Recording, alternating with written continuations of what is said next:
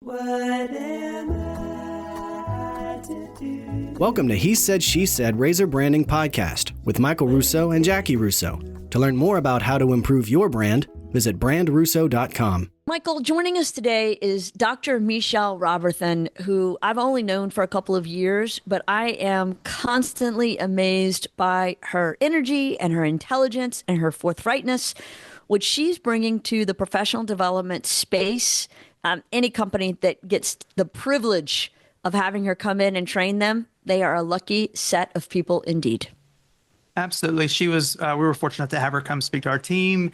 And I think we all learned from that. I know she works with you with some of your other initiatives, the BSU initiative and Train Yard, things like that, as far as coaching for businesses, business coaching and leadership training, that kind of thing.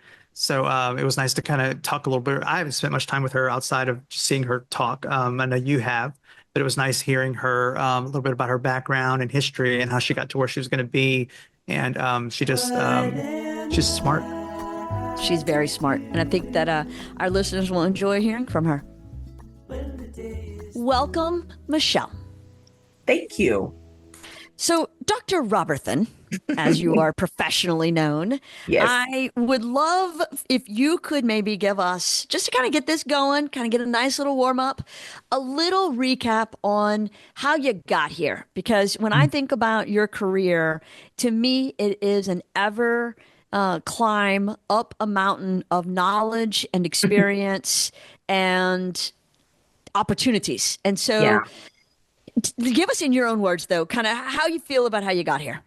No, I love this question because I always start in the same place, and I start sometime in 2011, 12-ish.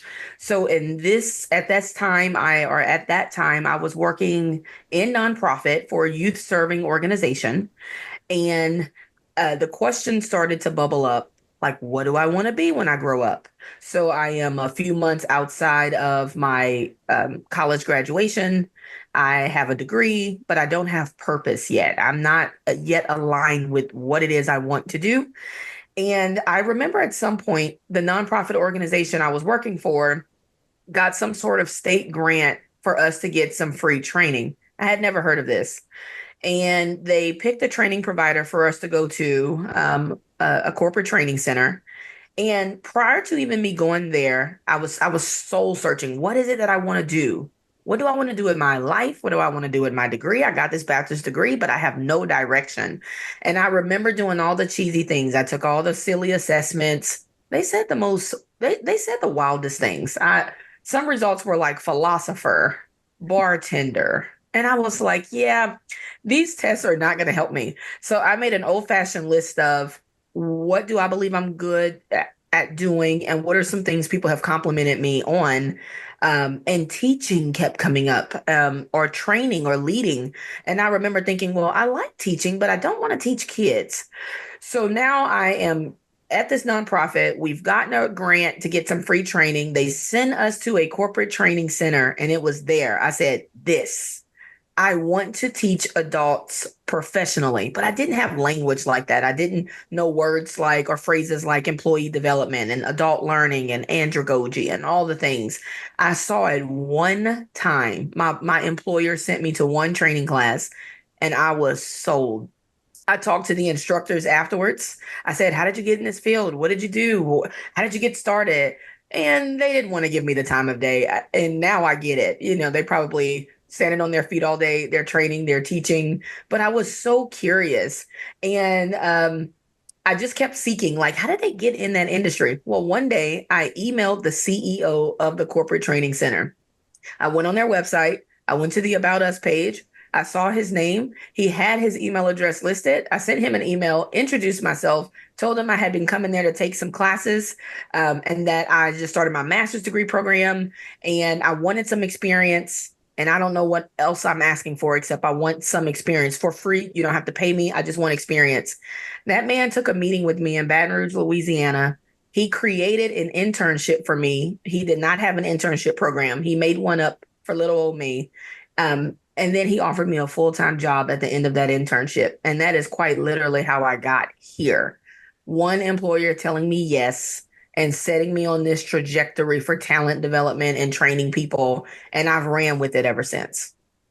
I love that. And I feel like your timing was so fortuitous because it seems like companies are finally coming around to the importance and value of really training their employees. That Yes. professional development thing that used to be kind of soft skills, woo Hmm. woo. Now it's like, oh, wait, this is how we can grow and be successful and differentiate and become attractive to Yep. employees.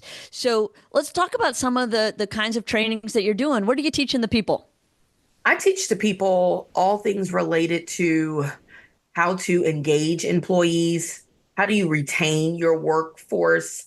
And that's if I'm teaching decision makers. If they have me in front of their actual workforce, it can be something as simple as harassment, sexual harassment, accountability, how you manage up, how you manage down, how to hold crucial conversations.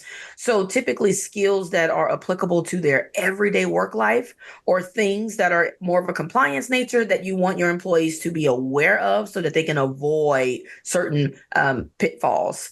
And so there's just a variety of things. If I'm talking to decision makers, they want to know, how do I find the best talent? How do I keep the best talent? And how do I engage them?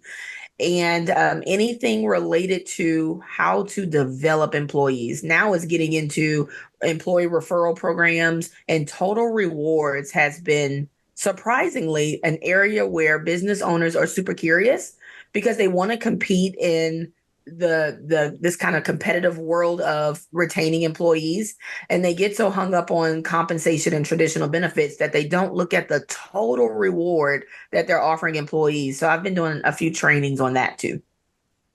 I love that. Yeah. I don't want to hog you. I want to let Michael have a chance to chat because as a business owner, he's got a lot of professional development time in the trenches. Yeah. I'm 10 minutes in and I haven't said a word, so I figure I'll just let y'all go on and No, on no, and no, on. no. No, No, no.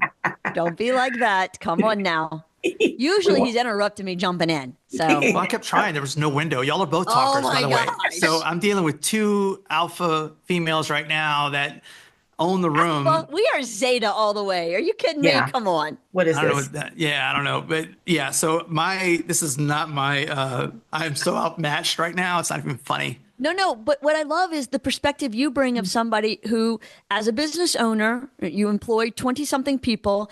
And Yep. I think you haven't always felt like professional development was worth the time or money. Is that a Mhm. fair? I don't like going through it, but I respect I have learned to understand and respect what it does for the team and the Right. company as Nice. itself. Yeah, I don't like, I just don't enjoy it. I don't enjoy the self-reflection of it, Mhm. if that makes sense. But because Jackie's always been a proponent of it, and I mean, I have more There it is. books. You can't like it because I like it No, I have more books on my shelf. I've been through more that you haven't classes read. well, I've been through the courses and things like that. Anyway, but in recent years, though, it seems Yeah. like every business we talk to, especially with the podcast, I mean, we're talking to all these business leaders and people that are very successful, and it always comes up. And Yeah. it's always for successful people, it always comes up. They something they believe in, it's something they Hmm. entrust, it's something they need, especially Hmm. coming out of COVID and finding ways to better communicate, adjust with work from home, adjust with new wants and new Yeah. paradigms that are in the marketplace. So yeah, I think that there's a lot of that to be said right now. It seems to be I hate to say buzzword, but it's so Hmm. relevant, you know. It is. I agree. And I want to commend you too. You've had me literally train your staff on crucial conversations. And that went really well. And they were super engaged. And even their reflections at the end of that day was learning personally and professionally what constitutes a crucial conversation, things I need to avoid, things I need to do. So, to your point, even if you don't like it personally, what I commend you on is still going through the process, if not for you, for them, so that you can create the environment that you want them to have so that they can feel engaged and I, like they belong. Michelle, don't get me wrong. Me not liking it and me needing it are two different things. I am not. I am not saying I don't need it. I'm not saying I don't understand it or it's not warranted. I'm just saying I don't love it. Yeah. So and we just had a moment down the hall. Just I was talking to one of my designers, and we have a kind of a they could probably hear what I'm saying, so I'd be quiet. But and it was nothing, but like I had to deal with something. Then it was like, somebody, I went in to get feedback on a project, and the feedback was, and as we go back and forth with it, it was an opportunity to discuss something. As I'm Hmm. walking away, the comment was, well, your name's on the door, so I'll just do it the way you want. I said, and I so I had to go. I said to come back, and I said, well, that's not the point here. Where, it's not because I said it is so. It's because my experience, my value, Yes. but you have to take that into account. But it was one Yes. of those things where I thought about everything that we've learned from working with you and working with Melissa, one of our other coaches, and people that have Yes. come in, and like, how do you have that conversation and not, Yeah. not take it personally, not get emotionally, because first, that's my first instinct is to, whatever. But having those things in place, even if Yep. they don't always work the right way, there's a pause where it's like, I have to Yes. consider the other person on their side of this, and we have Yes. to slow down and not just react, because then it's going to end Yes. up messy. That is correct. And how much easier would it have been to say, because I said so, my name is on the door? But what's the Tempting, alternative? tempting, very tempting. And you resist it. But you didn't because you said all the right things. It's not the environment you want to create. And Yeah. along those lines, y'all, workplace culture, hands down, number one topic I am asked to consult on or train on the environment or the personality of a workplace. It's huge. One part of our process and with Razor branding that we do with brand building is to assess company cultures and realize that we're not good at it. Like we're not going to tell you how to fix that. Like we need to bring in professionals for those things, and we often recommend them. We're like, Yeah, look, we can only go so far. We can help with some of the pointing out, holding a mirror up, and saying, look, this is a problem. People have right. said this is a problem. We need to address it, and there's some things that we can help you do. But Yeah, eventually, you have to get a professional involved. I think and you have to get I somebody that can agree. really come in and assess the situation and have really Mhm. fundamental recommendations. It's not a band-aid. You can't come in for one session and say, Amen. hey, we're done. No, you got to really own that stuff and buy into it, This is I so think. good. You think correct. That is correct. It is not a band-aid. Culture is this nuanced, complex thing. And I often say that if one person cannot define the culture of a workplace, especially somebody at the top, it's not that they're wrong, it's incomplete. You only know one perspective. You don't know from a designer's perspective who has to report to you. You don't know what it's like to experience you in their shoes and their position. So it has to be defined by multiple people, and there's a gazillion contributors to workplace culture. Yeah. What do you say to people who say, well, we have a small company, we're just a few people, so we don't really need to worry about culture because, we are what we are. Hmm. I say to them, even if you have just one person, you ought to worry about culture. You create culture from the very beginning, and the reason is so significant is because culture will determine how long I stay with you, how happy I am with you, how productive I'm going to be, how well I'll treat our customers, the quality of my work, and so much more. So now it has implications on how much revenue we can make. It has implications on our brand reputation because I'm a part of your brand now. When I worked in healthcare, I was doing learning and development or talent development for healthcare. And I remember telling our new hires on day one, I saw every new hire on their first day, every doctor, nurse, chef, housekeeper, everybody. And I would tell them, I just passed out a badge to this hospital. You're wearing the badge. I said, now you're on the team. And it doesn't matter where you are, people are going to associate you with this hospital. So if you are at a restaurant and you're being a jerk to the waitress, we take the hit for it because the waitress is going to say those people at insert hospital are not nice. I say because you do it all the time. You've ever went through a drive-through, thought somebody was rude, and instead of saying, Kayla in the drive-through was rude, you don't know her name. You're going to say the people at this McDonald's, gosh, their attitudes. You've dealt with one person, you label the entire store. So if you're a small business owner and all you have is even just you plus one, that one person can make or break the experience people are having with your brand, your products, your services. Right. No, 100%. And I think it's interesting when I hear people talk about culture and, it's fine. It's going to be whatever it's going to be, my people. And I say, have you been to a Chick-fil-A? Yeah. Like, what's the one thing that strikes you? Oh, everybody's so well trained, so well trained. I'm like, okay, have you been to a Popeyes? What do you think? I'm like, I'm scared I'm going to have to fight somebody. Exactly. That is culture in a nutshell. Exactly. They both sell chicken. but they do it in very different ways. I use that analogy literally all the time. Do you? I love Yeah, that. literally the two of them in contrast. And I'll say, what do y'all like about Chick-fil-A? And they're going to say this one phrase that everyone loves, it's my My pleasure. pleasure. And I'll tell Absolutely. them, you have never received the it's my pleasure from Popeyes. No, Never no, in your life. But no. you're right. That's culture. That experience you're having is culture. And I'll say this too. One of my favorite quotes about this comes from Sam Walton, founder of Walmart. And he said, the customer is the supreme boss, and he can fire everybody from the CEO to the board of directors by Mm-hmm. taking their money somewhere else. He Mm-hmm. did not say the customer was always right. But what he was alluding to is that there's power in the dollar. And Mm-hmm. so and then usually this part of the training is where I would do an exercise and I'll say, name another place that sells chicken.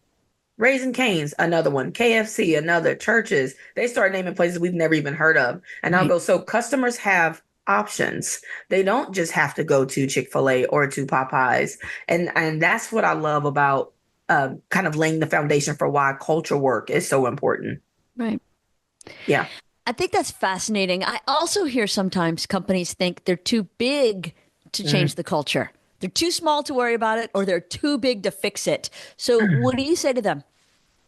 Man, I take a heavy sigh on that one because some companies are so big that they trip over their own feet, Mm-hmm. and the bureaucracy to get even a vendor added or to get anything moving is so complex unnecessarily.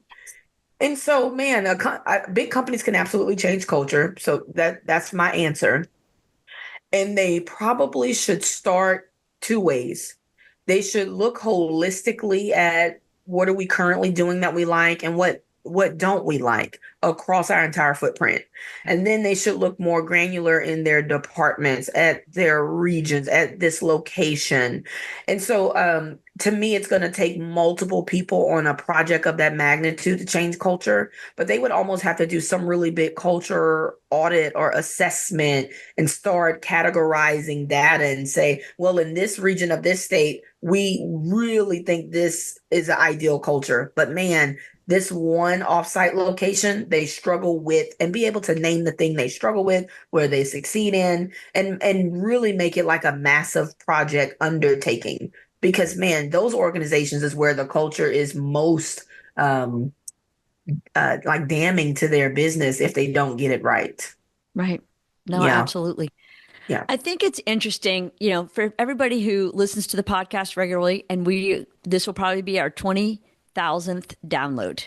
Oh my gosh. I know. It's like That's a lot huge. of people have downloaded this podcast. And so for all those people, and they're like, wait a minute, I thought I was coming to a branding podcast, but y'all are talking a lot about culture. I'm going to throw this to both of you because you're going to each have two perspectives on it.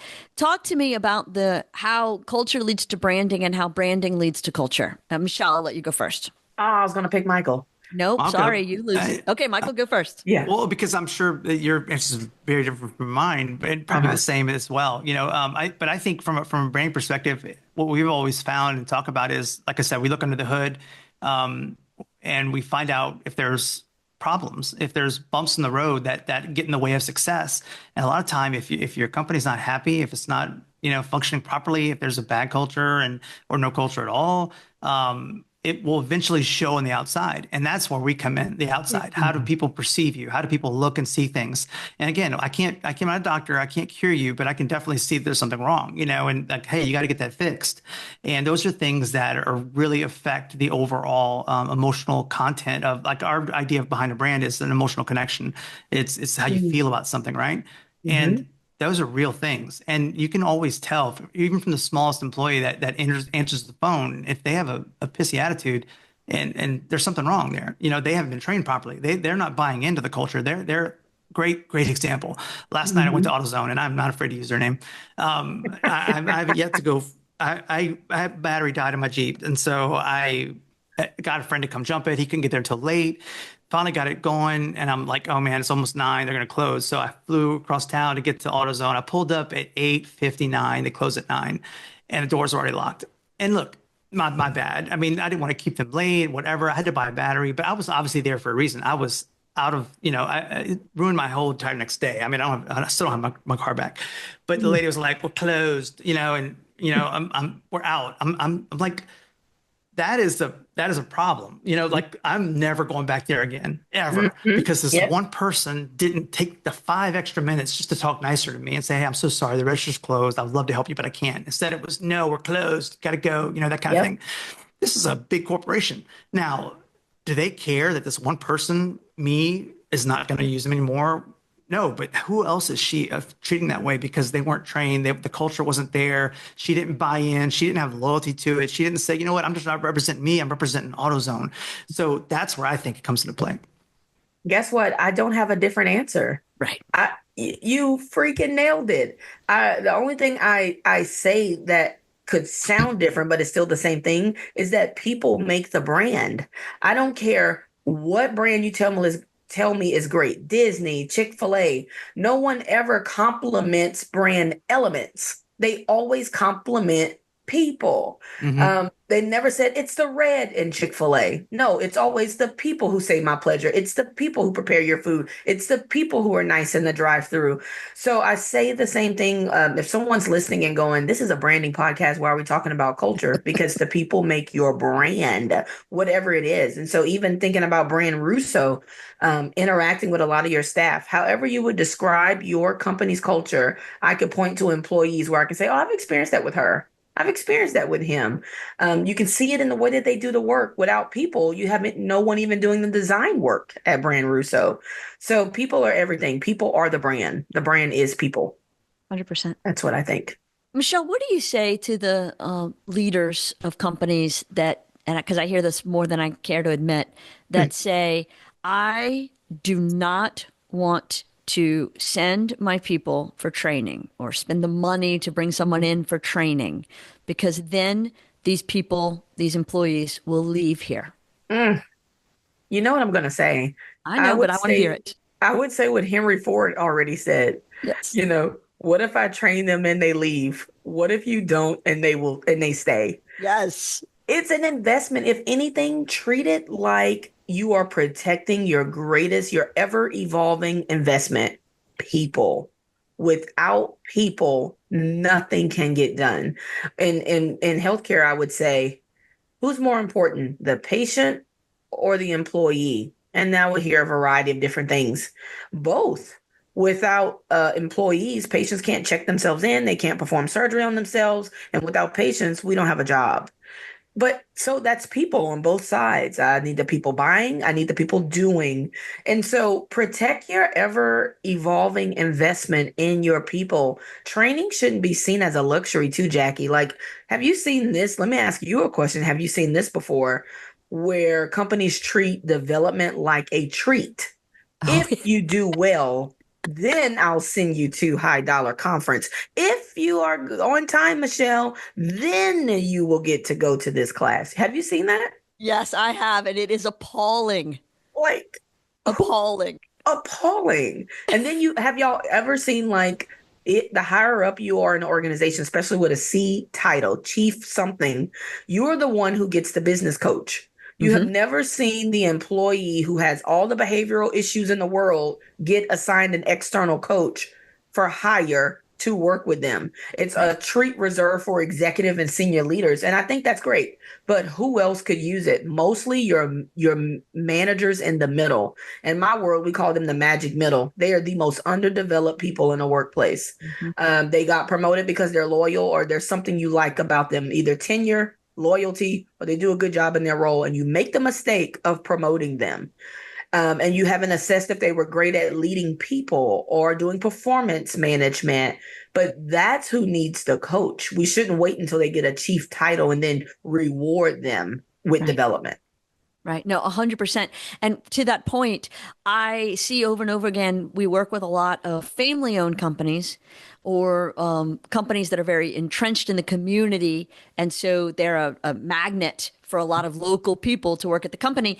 And so somebody comes in young and works their way up, which means they go from being on a team with a boss to becoming the leader of a team. And now they have to turn around and lead people who used to be their peers and the company does nothing to help prepare these people for this new position, how's that going to work exactly? It won't. No, it It won't. it rarely works. Right. And you take for granted training them because, oh, they've been here a while. Yeah, Correct. they've been here in this capacity Uh-huh. for a while. But no one prepared them for how their buddies, who they thought were buddies, are going to act completely different with them instantaneously. Right. I am a living witness to coworker turned supervisor, and it sucked.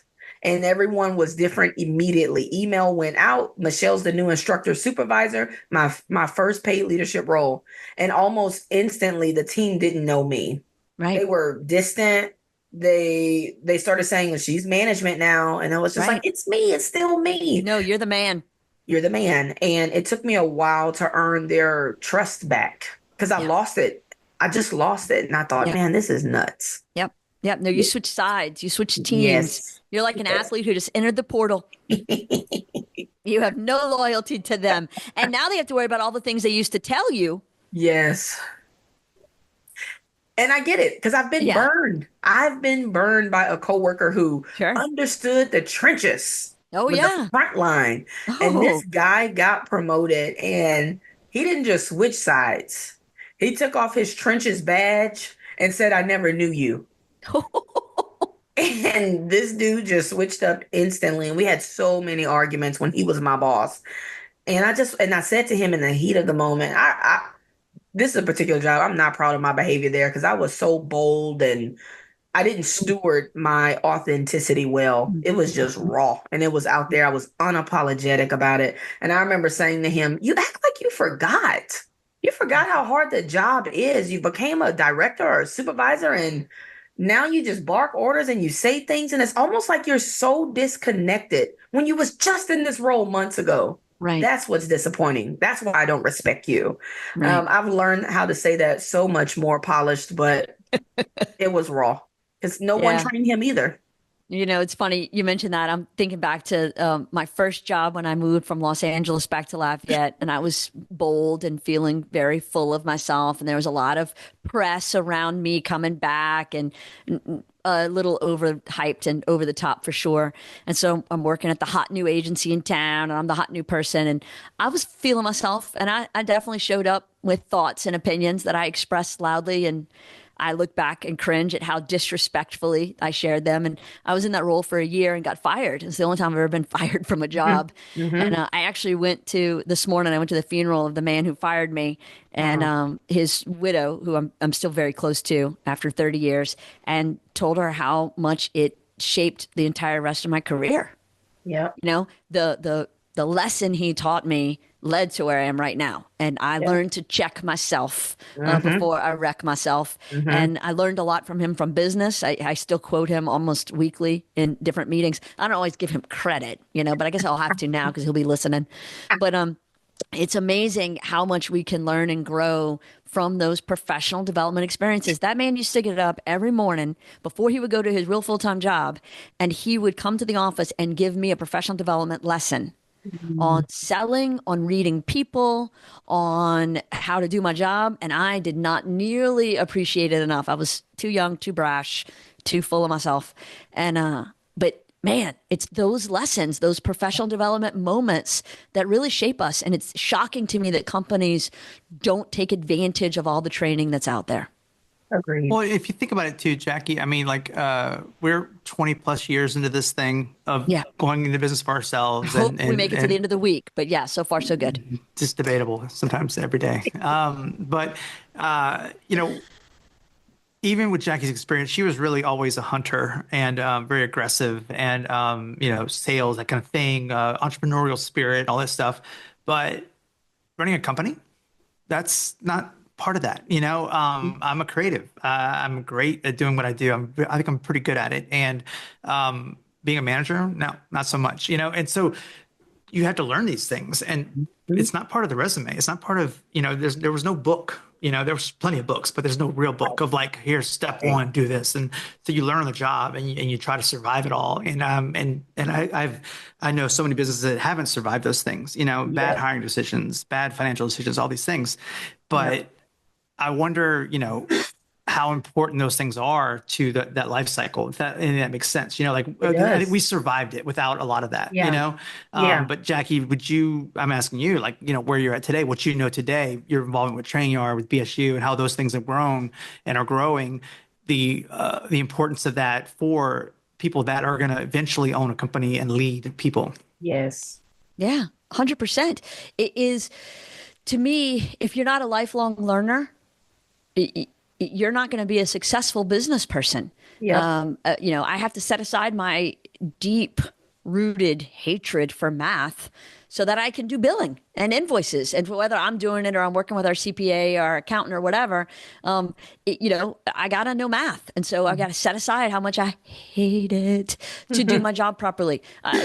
Technology. Let's talk about the technology changes that have happened in our industry in the short amount of time we've been in business. No industry, I think, has been as impacted by digital marketing, social media, AI. I mean, it is shocking how far we've gone in a short amount of time. The human body hasn't changed that much in 2 decades, but Yep. our industry has. Yep. So So is talent development.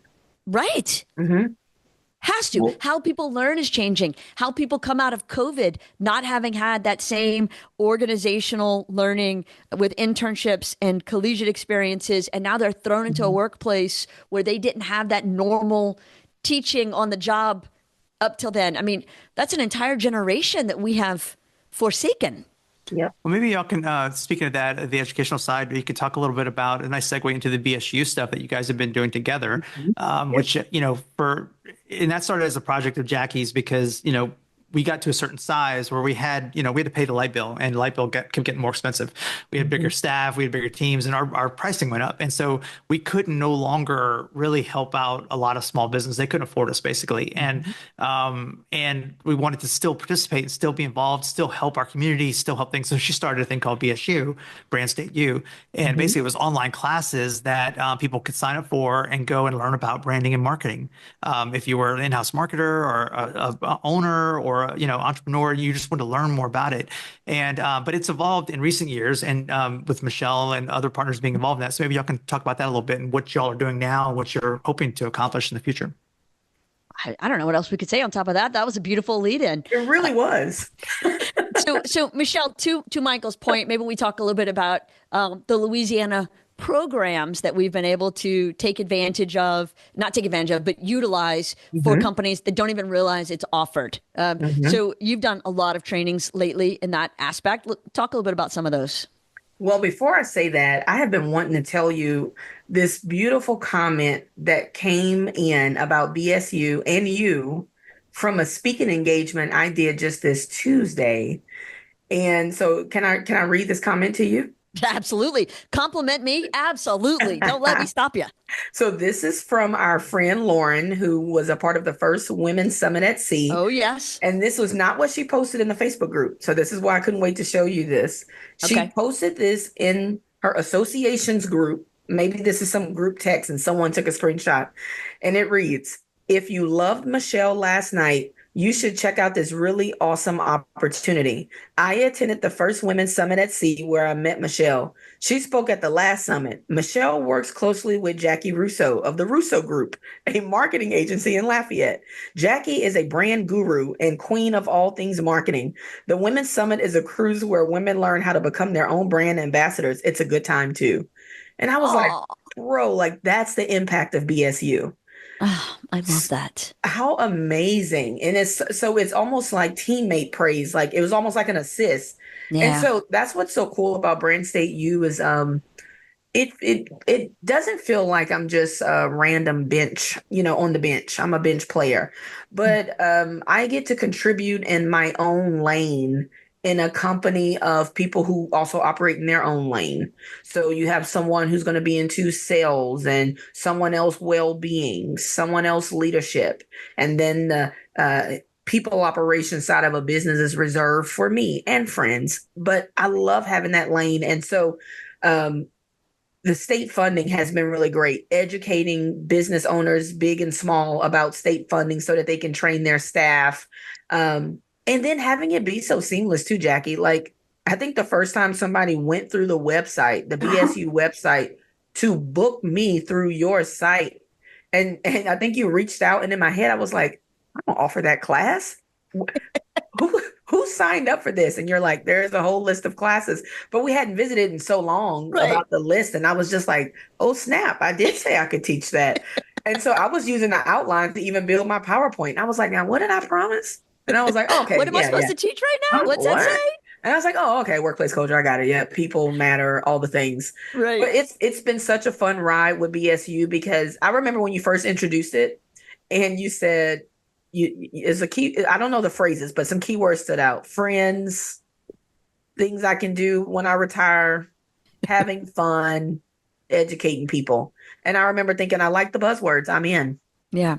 Yeah. So here I am. Well, to me, it should be fun, and it should be people who respect each other and who have their own skill sets coming together to lift everyone else up around them. Yep. And so, when I think about our first Women's Summit at Sea, I'm shocked that we're getting ready to do our fourth and fifth ones this year. Mhm. I think about the work that we do in our local community and online and in person and all these trainings. I mean, I got to watch you do a 3-hour training a couple of weeks ago for Mhm. a pretty medium-sized nonprofit organization, regional nonprofit organization. And I just sat there in wonder. I mean, you had them in the palm of your hands. They were just lapping it up Yeah. because people are hungry for it. Yep. People, I think, when given the chance, want to learn and do better. And, I remember reading some research at different intervals throughout my career where employees are asked what is most important to you, getting a raise, being better trained, having a more pleasant work experience, these things, that things. And I always expect it's going to be money. Right. And I'm regularly shocked at how low money ranks on the list of what Yes. people really want. When you kind of skimmed over the Summit at Sea, I think that is a pretty cool thing, and I've been impressed with that. The fact that you were able to get all these women to sign up for this cruise. I think it's just you wanted to take a cruise, but I haven't Maybe. been. I'm not allowed. I guess I'm allowed, but it's for women. You're not allowed. But no, but you go on this cruise. You've had speakers. Michelle was a speaker last time on it. Melissa, a lot of people. Keisha Buto. Yeah. Yeah, but I think it's just really cool because the idea behind it, you get away from your world.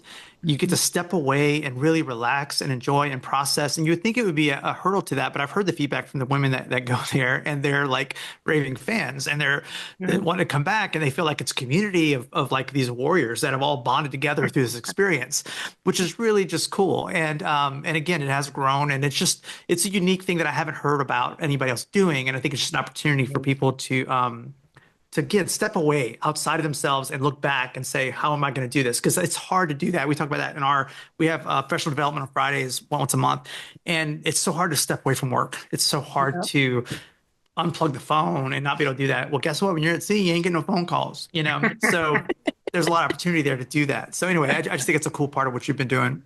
Thanks. And I mean, I can speak to that for a moment. And to your point, Michael, not only do you not get phone calls on the ship if you have the Wi-Fi package, but even if you have the Wi-Fi package, it doesn't work on deck 2, which is where the conference room is. We're in the bowels of the ship. And yeah, it might have kind of a little bit started because I just want to go hang out with my best friend, Melissa, on a boat. But really, we recognized pretty quickly how special the experience was to be able to take a group of women who don't know each other, who are not in the same places in their careers or industries or leadership journeys, and put them all in a room together once or twice a day over 4 or 5 days and grow together, learn together, experience together, and work in some fun. There's eating, there's drinking, there's gambling, there's dancing, all the sins listed in the Bible. And we get to, sometimes people go ashore and do some fun things, in Mexico, or stay on the ship and do some fun things on the boat. But at the end of the day, the way they look on day 1 and the way they look on day 5, a transformation has occurred. I agree. Women's Summit at Sea is how we met. You're promoting it. Yep. So I knew of you, but I didn't know you personally. And I'm at was it a women's event? It was a Broussard Chamber of Commerce. Sure was. And you were the sponsor for this event. And you had some really nice swag, by the way. Thank you. Thank you very much. I cannot bring another coffee mug home. It my husband, he's not doing it. My husband just had me clean out all the things where I can't, but it was this thick coffee mug. It had glasses inside, but the concept stuck out. I said, wow, a conference on a cruise. I've not heard of that before. And surely it's been done. I don't think it felt new to me, the idea, but locally, nobody's talking about something like that. And Nope. so I remember you were kind of going to each table collecting things at the end of the event, and I spoke and you spoke, and that was the end of that. Well, fast forward to another event where I'm the speaker, Yep. another women's luncheon, one of Acadiana's women's network luncheon. And who's the presenting sponsor? Brand State University's Women's Summit at Sea specifically. And this time, so my second time seeing this promo, and out of nowhere, they introduced me. And before I even started talking, you remember this? Yes. And I was just like, hey, does everybody have one of these mugs in front of them? Have y'all seen what's inside? Take the paper out. Hold it up. No, really, hold it up. Y'all read this? This is so cool. As I was kind of promoting it, not knowing you, I had nothing to gain. There was no Correct. like, I'm just trying to get to know her. It was like, no, are y'all listening? You get to go away for I don't know how many days, Five. five Yeah. days, and you get to learn and look at the topics and look at the presenters. Melissa was foreign to me. I didn't know Melissa. Right. And I was just really captivated by it. And I remember year one saying, I don't know anybody except Jackie, and that's barely. And I'm still gonna go and see how it goes. Yeah. And it went so well. And so the way you've described it is like it's a hotel on water. Yep. And it feels that way too. So I think what you're building with that is so special. And I think like the 20th one, the 15th one, I can't wait to see that one. That one's going to blow my mind. Yeah, I'm excited about it too. And to your point, you went from not knowing me, being an attendee, to then being a headline speaker Yeah. last year. And it is a floating hotel, and I think that's part of what makes it so appealing. Mhm. Is usually when you register for a conference, the conference is going to be a couple $1,000s. Mhm. Then you got to deal with a hotel that's going to ultimately be a couple $1,000s, Yep. $300-400 a night, depending on the rate. Then you got to factor in meals. Then you got to Mhm. factor in your entertainment, and you don't really spend time with the other conference attendees. You sit in Mhm. sessions and then you leave and go shopping or go to dinner or do whatever. Because we're together, we build some bonds that I mean, I think they're for life. Some of these people are going to be in my life forever now. Yep. And I love that sense of community. And then because the pricing is all inclusive, it's the cheapest conference I've ever gone to. Absolutely. It's Yeah. so good. No, it's good stuff. Good stuff. Well, we got a little bit off track of overall professional development, but I appreciate Michael leading us to this because to me, the summit, you have to do some big stuff once a year, but then you Mhm. also have to mix in some little things, whether it's, sessions or books or podcasts. So Mhm. what are some of your favorite Mhm. recommendations for people who want to be a lifelong learner? There's one podcast that I am going to recommend to my dying day, and that is The Look and Sound of Leadership. Ooh. It's hosted by Essential Communications. The specific host is a man named Tom Henschel. He's an executive coach and a trained actor. And it shows in the podcast, he is quite literally acting out coaching conversations with clients.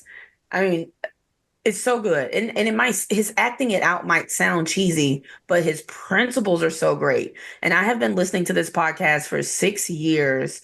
And I love to see it in my up next. I'm always going to listen to it. And it's so upbeat. And they're very short.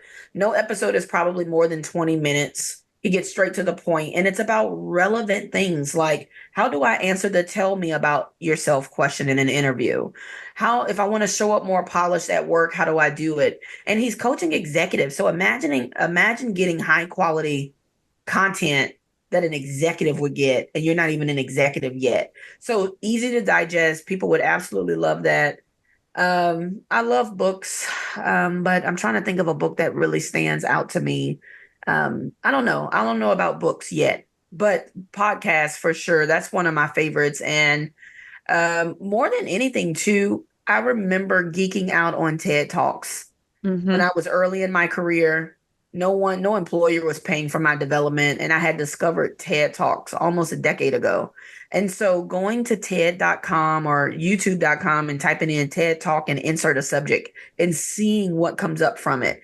And these are not speaker gurus. These are not people whose lifelong journey is to speak. Their expertise is in the topic that they're speaking on. And so for no more than 8 minutes, which is their philosophy, there is no talk longer than 18 minutes. It's a whole TED thing. So for less than 18 minutes, you get to hear someone who's either passionate or an expert in an area on a very niche topic that could range from technology to education to humanity in a way that feels so darn authentic. So I just highly recommend at least those two resources. I love that. Those are both great recommendations. Mechelle, thank you for being with us today and sharing your knowledge, your expertise, your experience, your thoughts, your wisdom, all your yummy goodness. Thank you. I really enjoyed the conversation. Thank you. Yeah. Michael, are you still with us? I am. Thanks for sticking around. Yes, I enjoyed it as well. Thank you, Mechelle.